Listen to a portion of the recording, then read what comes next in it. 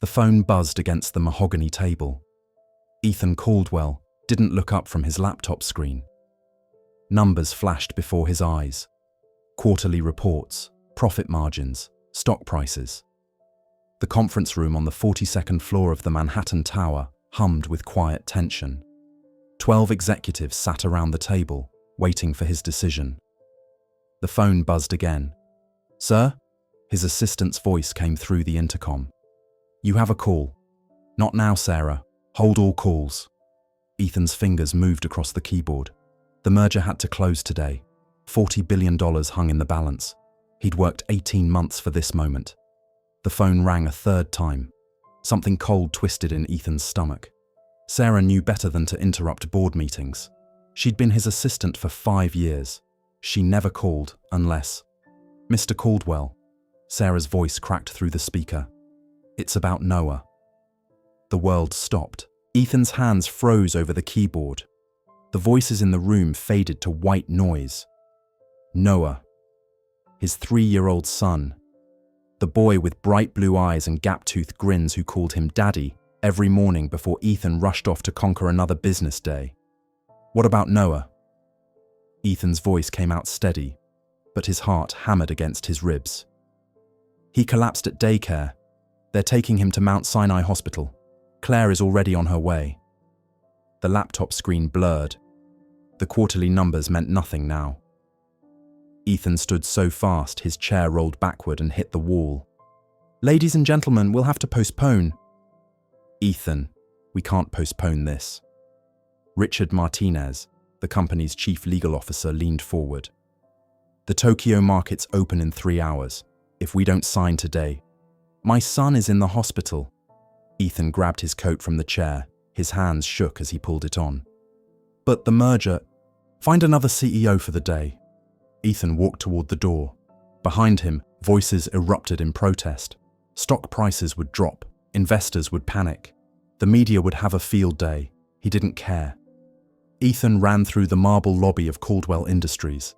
His reflection flashed in the polished surfaces. A man in a $3,000 suit running like his life depended on it. Which it did. Noah's life depended on it. The elevator seemed to crawl down 42 floors. Ethan pulled out his phone and called Claire. "How is he?" No hello. No small talk. Just the question that clawed at his throat. "I don't know." Claire's voice was tight with fear. "They won't tell me anything. They just said to get here fast. I'm coming." "Ethan, hurry." The line went dead. Ethan stared at his phone. The same phone he'd held during countless late-night business calls while Noah played alone in his room. The same phone he'd checked during dinner while his son asked him to read bedtime stories. The same phone that had become more important than the little boy who just wanted his daddy's attention. Traffic crawled through Midtown Manhattan. Ethan sat in the back of his company car, watching pedestrians move faster than his vehicle. Every red light felt like an hour. Every blocked intersection was torture. His mind raced through the morning. Noah had seemed fine when Ethan left for work. The boy was eating cereal at the kitchen table, milk dripping down his chin. Claire had been making coffee. Everything was normal. But when was the last time Ethan had really looked at his son? Really paid attention? He'd been so focused on the merger, on the quarterly reports, on proving himself to the board. Again, the car turned onto Fifth Avenue. Mount Sinai Hospital rose ahead, its windows reflecting the afternoon sun. Ethan's chest tightened. He'd driven past this hospital 1,000 times on his way to meetings. He'd never imagined bringing his son here. In the emergency room, chaos reigned. Doctors moved between curtained areas. Nurses called out instructions. Machines beeped and hummed. The smell of antiseptic burned Ethan's nose. He found Claire in the waiting area. She sat hunched forward, her hands covering her face. Her designer dress was wrinkled. Her perfect makeup was smeared with tears. "Claire!" She looked up. Her eyes were red and swollen. "They took him for tests. They won't tell me what's wrong." Ethan sat beside her and pulled her close. She felt small and fragile in his arms. When was the last time he'd held her like this? When was the last time they'd sat together without checking their phones? "What happened?" he asked. "The daycare called around noon. They said Noah was playing with the other kids and then he just fell down. He wouldn't wake up." Claire's voice broke. "They called an ambulance. I got here as fast as I could." Ethan closed his eyes. While his son was collapsing, he'd been arguing about profit margins. While paramedics were loading Noah into an ambulance, Ethan had been worried about stock prices. "Mr. and Mrs. Caldwell." They looked up. A young doctor in blue scrubs approached them. Her face was serious but kind. "I'm Dr. Sarah Chen. I've been examining your son." Ethan stood. "How is he?" "Noah is stable now, but we're still running tests. He's conscious and asking for his parents." Relief flooded through Ethan's body. "Can we see him?" "Of course, but I need to prepare you. We're seeing some concerning symptoms. We'll need to keep him for observation while we figure out what caused the episode." Dr. Chen led them through a maze of hallways. Their footsteps echoed off the polished floors. Ethan's mind filled with worst-case scenarios. What if Noah was seriously ill? What if he'd missed signs because he was too busy working? They stopped outside a room marked Pediatric ICU. Through the window, Ethan saw Noah lying in a hospital bed that looked enormous around his small body. Wires connected him to machines that blinked with colored lights. An oxygen tube rested under his nose, but his eyes were open. Those bright blue eyes that always lit up when Ethan came home from work. "Daddy!" Noah's voice was weak, but it was the most beautiful sound Ethan had ever heard. He rushed to the bedside and took his son's tiny hand. "Hey buddy, how are you feeling?" "Tired." Noah's voice was barely a whisper. "Are you staying with me?" Ethan looked at his son's pale face. The boy who called him Daddy. The child who waited by the window every evening for Ethan to come home. The little person whose entire world revolved around his parents. "Yes," Ethan said. "Daddy's staying right here." "Good." Noah's eyelids fluttered closed. "I missed you today." The words hit Ethan like a punch to the stomach. Noah missed him every day. While Ethan conquered boardrooms and built his empire, his son missed him. Ethan pulled out his phone to call Sarah, to check on the merger, to see if the world had ended because he'd walked out of the meeting. Then he looked at Noah's sleeping face. Ethan turned off the phone and put it in his pocket. For the first time in years, something was more important than business. Someone was more important than success. His son needed him. And this time, Ethan wasn't going anywhere. 3 days passed in the hospital. 3 days that felt like 3 years. Ethan slept on the narrow couch in Noah's room. The leather cushions were hard and cold. Nothing like the king-size bed in his penthouse apartment. But he wouldn't leave. He'd promised Noah he would stay, and this time, he meant it. His $15,000 suit was wrinkled beyond repair. His tie hung loose around his neck. He hadn't shaved. Dark circles shadowed his eyes. Sarah called every few hours with urgent messages from the board, from investors, from reporters, asking about the failed merger. Ethan ignored them all. Claire brought him coffee and sandwiches from the hospital cafeteria. She looked as exhausted as he felt. Her usually perfect hair was pulled back in a messy ponytail. She wore the same jeans and sweater she'd thrown on 3 days ago when they got the call. They barely spoke to each other. What was there to say? Their son was sick, and they didn't know why. The doctors ran test after test, blood work, brain scans, genetic testing. Each result came back with more questions than answers. Noah drifted in and out of sleep. When he was awake, he seemed confused. He would stare at the ceiling as if he was looking for something that wasn't there. Sometimes he would ask for water. Sometimes he would ask for his favorite stuffed elephant. But mostly, he just held Ethan's hand and asked him not to leave. "I won't leave, buddy," Ethan whispered every time. "Daddy's right here." Dr. Chen visited twice a day. She spoke in careful, measured words about brain activity and neurological responses. But Ethan could see the worry in her eyes. Something was wrong with Noah, and they didn't know what it was. On the 3rd morning, Ethan woke to the sound of rain tapping against the hospital window. Grey clouds covered the Manhattan skyline. The city looked cold and distant through the glass. Claire was asleep in the chair beside Noah's bed. Her head rested against the wall at an awkward angle. She would have a sore neck when she woke up, but Ethan didn't want to disturb her.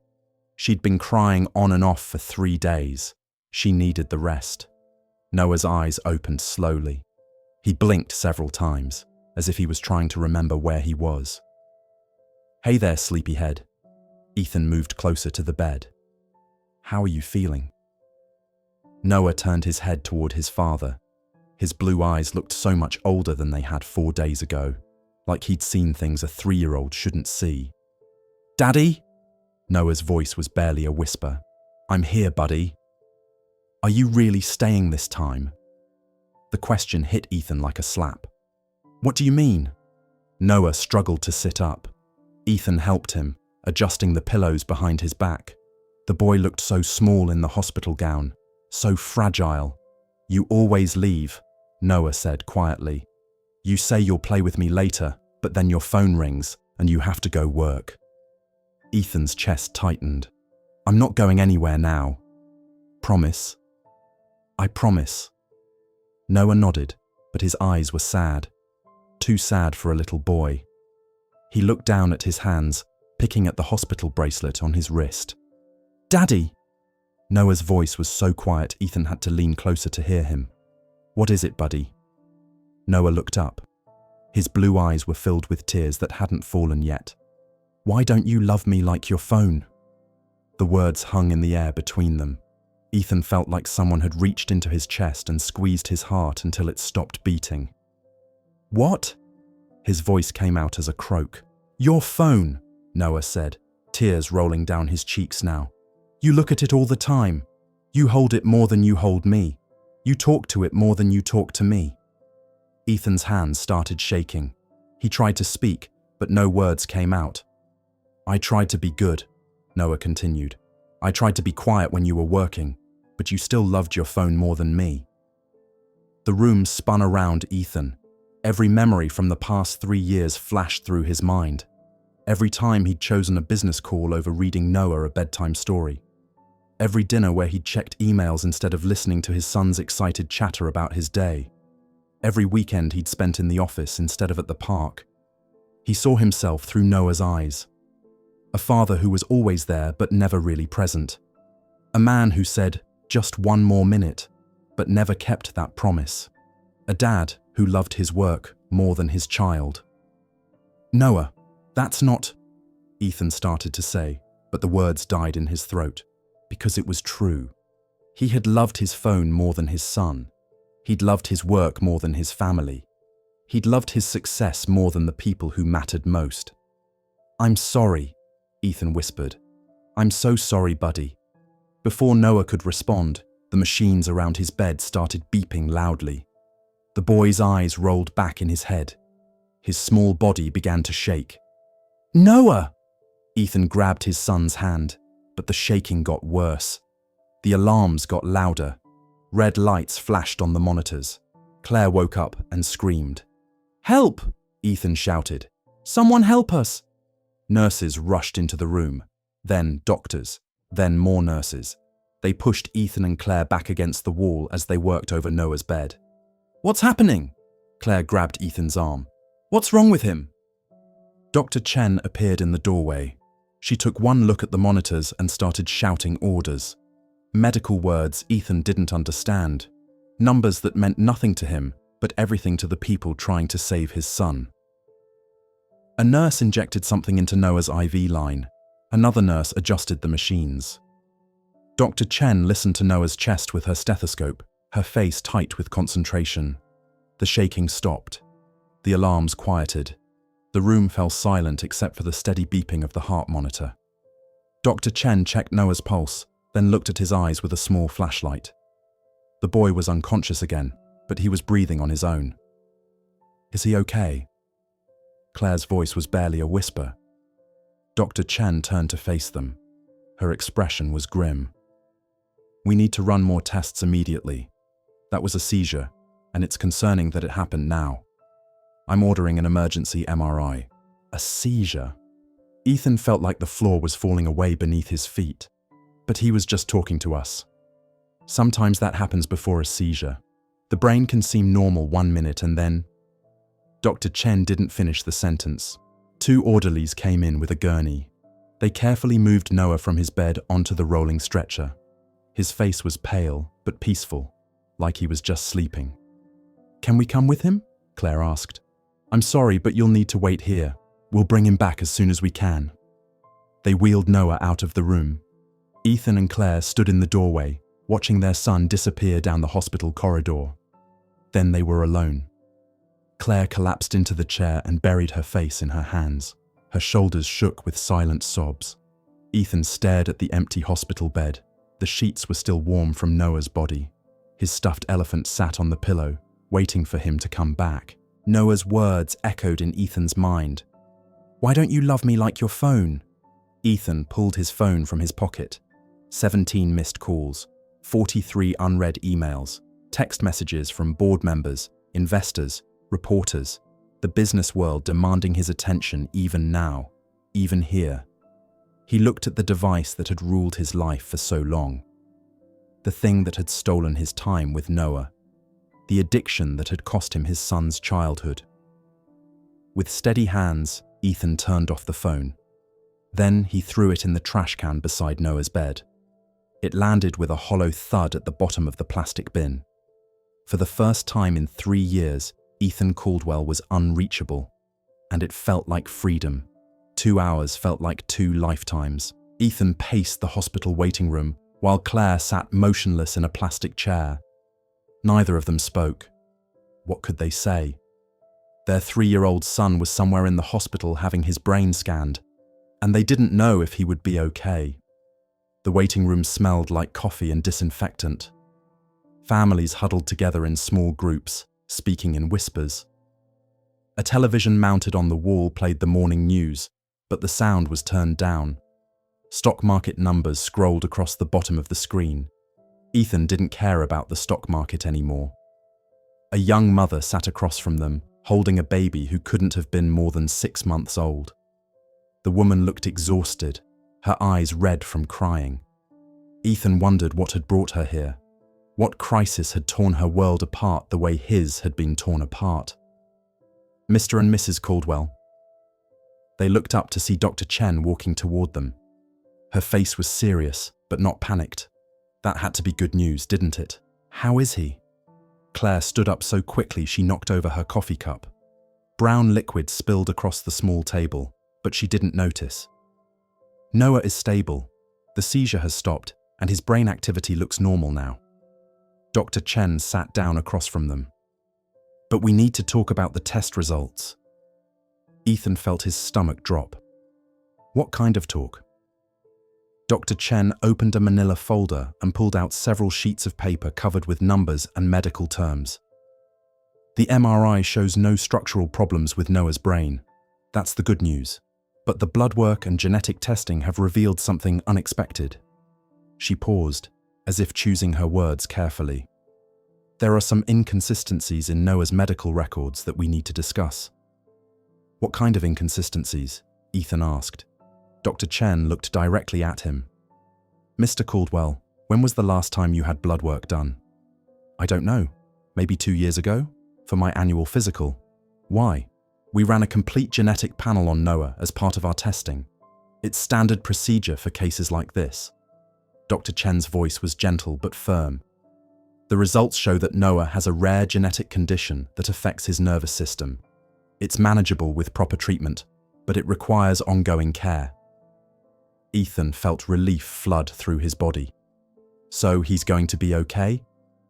"With treatment, yes, but there's something else." Dr. Chen looked at both of them. "This particular genetic condition is inherited. It passes from parent to child." "Okay," Claire said slowly. "So one of us has it too."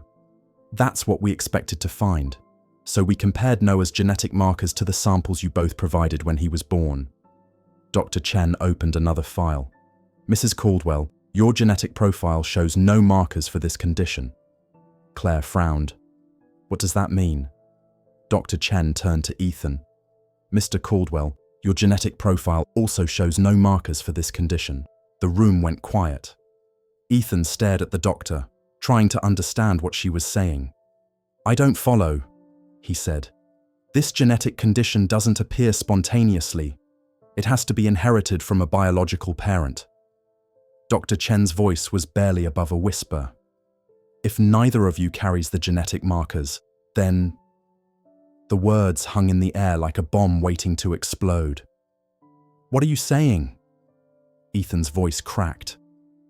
Dr. Chen looked down at her files, then back up at them. I'm saying that based on these genetic tests, there's no way Noah could be the biological child of both of you. Ethan felt like someone had punched him in the chest. The waiting room spun around him. He could hear his heartbeat in his ears. That's impossible, he whispered.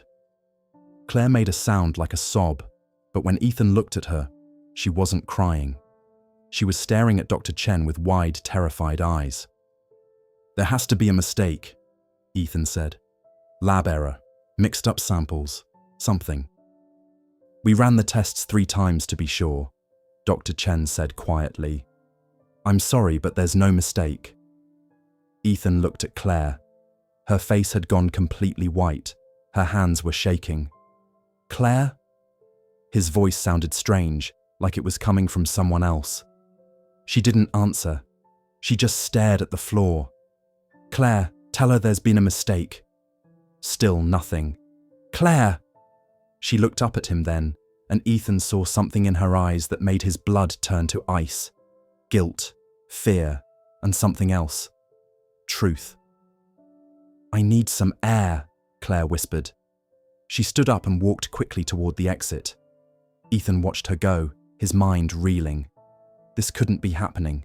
Noah was his son, his boy, the child he'd held the day he was born, the toddler who called him Daddy and waited by the window for him to come home from work. Mr. Caldwell, Dr. Chen said gently, I know this is a shock, but I want you to know that Noah is going to be fine. With proper medication and care, children with this condition live completely normal lives. Ethan nodded, but he wasn't really listening. All he could think about was Claire's face, the way she'd looked at him, the way she'd run out of the room. Can I see him? Ethan asked. Of course, he's awake and asking for his parents. Ethan followed Dr. Chen through the hospital corridors. His legs felt weak, like they might give out at any moment. Noah wasn't his biological son. The boy he'd loved for 3 years, the child who was the center of his world, wasn't really his. But as they approached Noah's room, none of that seemed to matter. Through the window, Ethan could see Noah sitting up in bed, playing with his stuffed elephant. The boy looked small and pale, but he was alert, alive. Daddy! Noah's face lit up when Ethan walked into the room. Hey, buddy. Ethan sat on the edge of the bed and took Noah's hand. How are you feeling? Better. The doctor said I have to take medicine, but I can go home soon. Home. Where was home now? Everything Ethan thought he knew about his life had just been turned upside down. Daddy, where did Mommy go? Ethan looked into Noah's bright blue eyes, the same eyes that had always reminded him of his own father. But now he knew they came from someone else. Some stranger who had given Noah life. She'll be back soon, Ethan said. Are you okay? You look sad. Ethan tried to smile. I'm just tired, buddy. Noah squeezed his hand with his tiny fingers.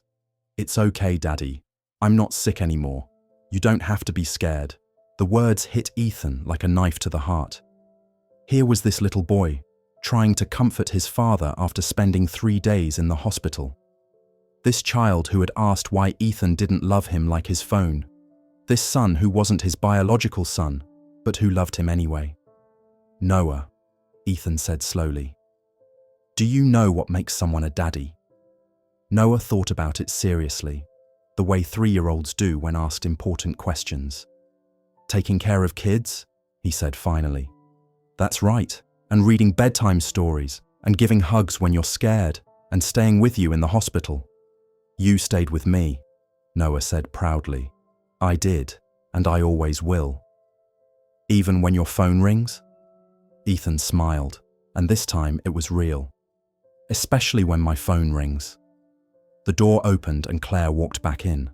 Her eyes were red now, and her face was streaked with tears. She looked at Ethan, then at Noah, then back at Ethan. "We need to talk," she said quietly. "Later," Ethan replied. "Right now, I'm exactly where I need to be." He looked down at Noah, who was already falling asleep again, his small hand still holding onto Ethan's finger. Biology didn't make him Noah's father. Love did, and nothing would ever change that. 6 months later, Ethan stood in the backyard of their new house, watching Noah ride his bicycle down the quiet suburban street. The boy's laughter carried on the warm spring air as he pedaled faster, his training wheels keeping him steady. "Look, Daddy, look how fast I'm going." "I see you, buddy," Ethan called back, jogging alongside the bike. "You're flying." The house behind them was nothing like the Manhattan penthouse they'd left. No marble floors or floor-to-ceiling windows overlooking the city. Just a simple 2-story home with a white picket fence and a garden where Claire had planted tomatoes and sunflowers. Ethan couldn't remember ever being happier. The conversation with Claire had come 3 days after Noah was released from the hospital. They'd sat at their kitchen table while Noah napped upstairs, and she'd told him everything. About the loneliness she'd felt during the early years of their marriage. About the night 4 years ago when Ethan had missed their anniversary dinner for a business trip. About the man she'd met at a coffee shop who'd listened to her cry about feeling invisible in her own life. It had been one night. One mistake born from years of feeling forgotten. Ethan had listened without saying a word. When she finished talking, they'd both cried. Not just for the betrayal, but for all the ways they'd lost each other along the way. "I don't know if we can fix this," Claire had whispered. "I don't know either," Ethan had replied. "But I know we have to try. For Noah." The trying had been harder than any business deal Ethan had ever negotiated. Marriage counseling twice a week. Long conversations about trust and forgiveness. Nights when Claire slept in the guest room because the pain was too fresh. Days when Ethan wondered if he could really move past the betrayal. But through it all, Noah had been their anchor. The little boy who called them both mommy and daddy without knowing the complicated truth. The child who needed medicine twice a day for his condition, but never complained. The son who had brought them back together, not as the people they used to be, but as the people they wanted to become. The decision to leave New York had been Ethan's idea. Richard Martinez had offered to buy out his shares in the company, and Ethan had said yes without hesitation. 40 years of building an empire, and he'd walked away from it all. His colleagues thought he'd lost his mind. The business magazines called it the most shocking resignation in corporate history.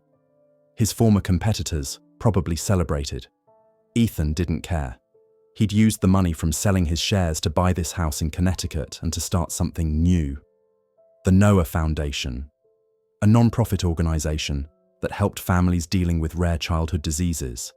They provided financial support, connected families with specialists, and most importantly, they offered counseling for parents who were drowning in work while their children needed them most. "Mr. Caldwell," a voice called from the front yard. Ethan looked up to see a young woman walking toward him. She looked tired, worried. Behind her, a man carried a little girl who couldn't have been more than 5 years old. "I'm sorry to bother you at home," the woman said. "But we heard about your foundation. Our daughter Emma was just diagnosed with the same condition as your son. The doctors said you might be able to help us." Ethan looked at the little girl. She had Noah's same pale complexion, the same exhausted eyes he remembered from the hospital. Her parents looked exactly like he and Claire had looked 6 months ago. Scared, lost, desperate. "Of course," Ethan said. "Come inside. Let's talk." As they walked toward the house, Noah pedaled up beside them on his bike. "Hi," he said cheerfully to the little girl. "I'm Noah. Are you sick like me?" The girl nodded shyly. "It's okay," Noah said, with the wisdom of a 3-year-old who'd been through too much. "The medicine tastes yucky, but it makes you feel better, and the doctors are really nice." Ethan watched his son comfort this stranger's child, and his heart swelled with pride. This was what love looked like. Not the desperate, possessive kind he'd felt when he thought he might lose Noah, but the generous, healing kind that reached out to help others. Inside the house, Claire made coffee while Ethan sat with Emma's parents at the kitchen table. They told their story: the sudden collapse at school, the terrifying rush to the hospital, the diagnosis that turned their world upside down. Ethan listened and remembered. 6 months ago, he'd been in their shoes, afraid, angry at the world, wondering how to balance caring for a sick child with the demands of everyday life. "The hardest part," Emma's father said, "is that I had to quit my job. Emma needs so much care, and my wife works too. We don't know how we're going to pay for everything." "You don't have to worry about that," Ethan said. "The foundation will cover Emma's medical expenses. All of them." The couple stared at him in disbelief. "But that's not the most important thing," Ethan continued. "The most important thing is time. Time with your daughter. Time to be the parents she needs you to be." He looked through the kitchen window, where Noah was showing Emma how to pet their neighbor's friendly dog. "I almost lost my son because I was too busy building a career to notice he needed me," Ethan said. "Don't make the same mistake I did." That evening, after Emma's family had left with contact information for the best specialists in the country and a promise that all their expenses would be covered, Ethan sat on the front porch with Claire and Noah. Noah was curled up between them, his head on Ethan's lap. He'd taken his medicine without complaining and eaten all his dinner. Just a normal evening for a little boy who happened to have a rare genetic condition. "Daddy," Noah said sleepily, "are you happy we moved here?" Ethan looked around at their quiet street.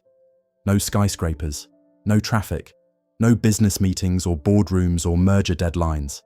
Just a peaceful neighborhood where children rode bikes and families had dinner together. "Very happy," he said. "Me too. I like it when you're home." "I like it too, buddy." Claire reached over and took Ethan's hand. It was the first time she'd touched him voluntarily in months. Her fingers were warm and familiar. "I'm proud of you," she said quietly, "for what you're doing with the foundation, for the man you've become." Ethan squeezed her hand. "I'm proud of us, for not giving up." They sat in comfortable silence as the sun set behind the trees. Noah fell asleep between them, his breathing steady and peaceful. No hospital machines, no worried doctors, just a healthy little boy dreaming whatever dreams 3-year-olds have. Ethan's phone buzzed in his pocket, a text message from someone he didn't recognize, probably about the foundation, or maybe a reporter wanting to do a story about the CEO who gave up everything for his family. Ethan didn't check it. Whatever it was, it could wait until tomorrow. Right now, he had everything he needed right here on this porch. His son, his wife, his second chance at the life that really mattered. "Daddy," Noah mumbled without opening his eyes. "What is it, buddy?" "I love you more than phones." Ethan smiled and kissed the top of Noah's head. "I love you more than phones too," he whispered. And for the first time in his adult life, Ethan Caldwell meant every word.